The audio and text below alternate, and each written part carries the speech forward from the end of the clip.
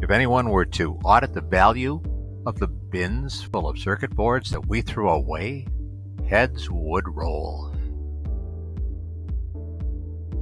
The environmental and financial consequences of this practice are just stunning. It's hard to believe that corporations continue to operate like this in this day and age. Replacing old for new is not the answer. Identify the fault, replace only the failed device, prevent the failure from happening again whenever possible. These should be every repair and service engineer's top priorities. Visit repair.waste.com to learn about the benefits of implementing a repair-first approach in your business. Check out the insightful information about PCB repair, alongside evidence of the vast successes of those in the field who choose to repair rather than replace.